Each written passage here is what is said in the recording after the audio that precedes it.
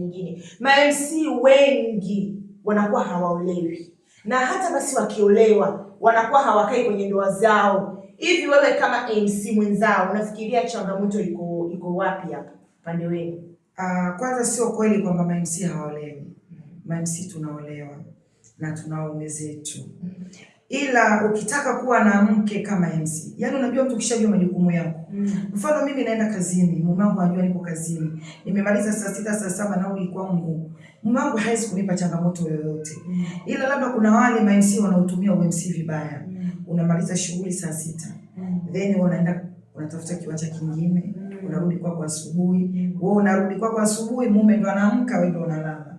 Kwa hiyo pale majukumu ya mume tena hayapo. Lakini ma-MC tunaolewa, tuna naume zetu. Hata nikikutajia MC Mo, Mrs. Sultani, MC Priska, Mrs. Kasim, MC Nyondo, Mrs. Abdul, ni wengi wanaume jamani. Tunaolewa. Na kwa nini mnapenda kuolewa na vijana wadogo? Hapana. Kila mtu na choice yake. Sijai kuolewa na kijana mdogo. Alinizidi. Kwa sababu kwanza mwiko kwangu kuolewa na kijana mdogo haijai kutokea na haitotokea. Na hakikisha mimi na miaka 30 naolewa na mtu na miaka 45, 40 ndio future yangu. Kwa hiyo inategemea kila mtu na future yake anavyoipeleka. Lakini kwa mimi nazungumzia sijai kuwa na mume wangu akawa mdogo mimi mkubwa. Sina future hiyo.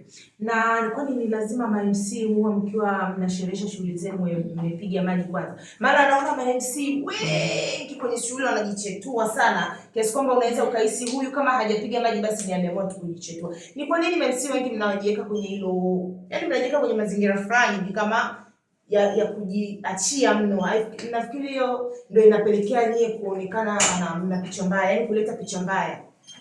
Okay, sio kweli. Ma-MC wengi tu hainaje kuwataja, lakini hawatumii vilevi vya aina yoyote na kazi inaenda. Na tunapendwa. Mfano mimi situmii kilevi chochote. Kweli? Kabisa. Na nafanya show, nadhani mwenyewe pia unanijua, na wapenzi wangu wanaonijua wananijua.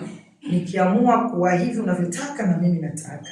Najua nipo kazini, kunahitajika nini, ni kichwa chako kinavyokupelekea na kazi yako. Lakini si lazima kwamba kila MC lazima atumie kilevi. No, sio kweli. Okay, shukrani sana. Nilikuwa na MC Nondo, ulikuwa na mimi Mama Africa OG.